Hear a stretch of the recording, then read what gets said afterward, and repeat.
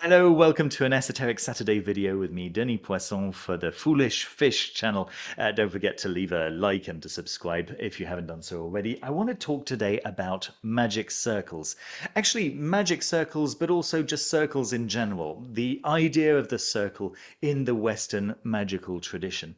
I've been reading this book by William Kissell. It's actually more like a chap book. It's a little like a little pamphlet, right?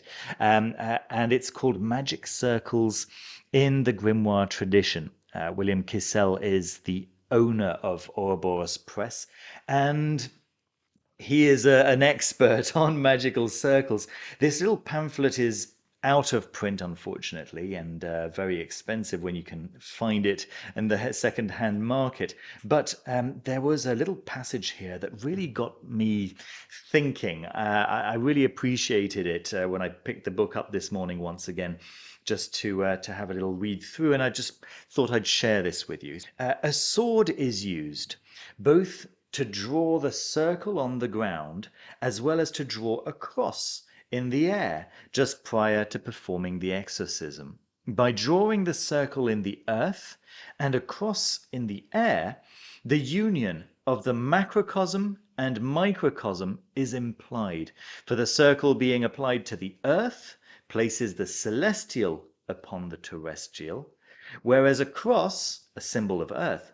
drawn in the air suggests raising the earth to the heavens. How beautiful is that? What a an astute observation. That's absolutely accurate, isn't it? There's this concept in alchemy of squaring the circle. And the idea of the square, of course, is that the square represents the earth, the four cardinal directions, and the circle representing divine perfection. Of course, we find circles throughout the Western esoteric tradition, don't we? In the Tree of Life, we have the the Sephirot, or the spheres, which are represented by circles. The flower of life is represented with a multitude of different overlapping circles, and the circle, yeah, generally represents perfection. I'm now thinking, of course, of the symbol of the sun, the circumpunct, which is a circle with a dot in the center, just like what you can find in the center of the logo of my own channel. And then naturally the square is associated with the number for sides, for corners, and it makes sense that the square would be a representation of the natural world in the same way as the cross, naturally, the cross pointing to the four directions, and then the square actually representing those four directions. And that made me think, of course, of Leonardo da Vinci's Vitruvian Man, which is a perfect representation of divinity and the material world coming together in a central point, which is humanity, mankind.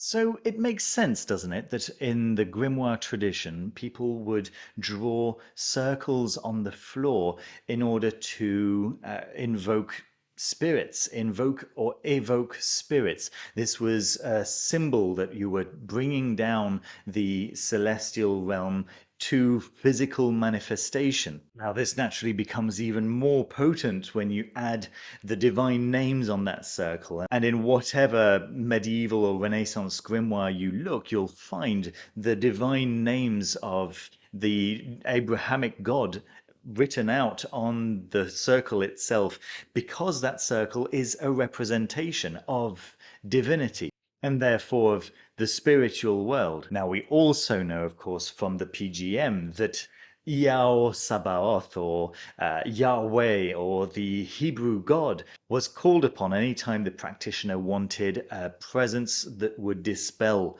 any spirit. So it seems possibly a little odd that this circle would contain names that dispels all spirits, when the whole point of entering the circle is to, in fact, invite spirits to come and have a discussion with you. Well, actually, this is the point at which an image from Robert Flood's Greater and Lesser Worlds came to mind, and yeah, it's this one. I'll actually just show it to you properly with a proper picture there on the screen. But yeah, this picture represents the four archangels in the four directions who have got the four directional spirits under their control. And you can see that Raphael over here has got Paimon under control, Gabriel has got Egin, Michael has got Oriens, and Uriel has got Amaimon under control. And each of those spirits of the directions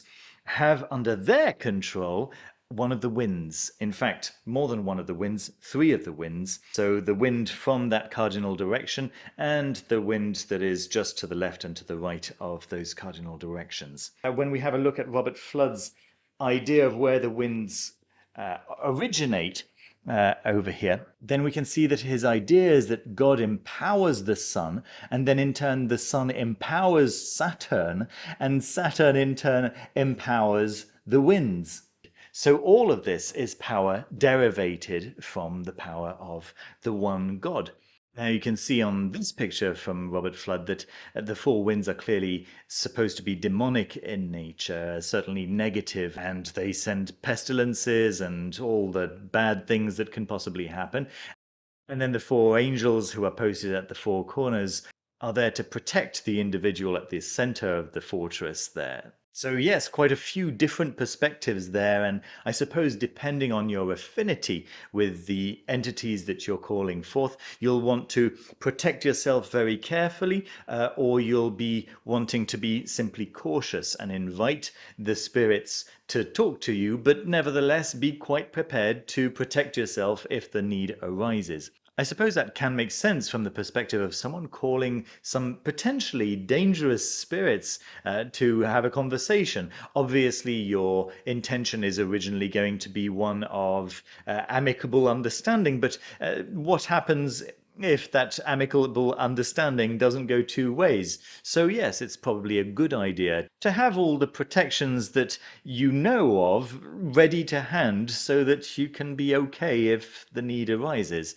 It goes without saying that some of the demonic spirits that are listed in some of the grimoires are very sociable, very pleasant to deal with, and even though they don't always understand boundaries, they are very easy to work with. But some of them are extremely cantankerous. Dr. Stephen Skinner likes to make the analogy of working with feral beasts. Of course, your initial intention is not going to be to subdue the beast, but what you do need to make sure of is that you are okay and that you don't come away from this experience with a mauled face.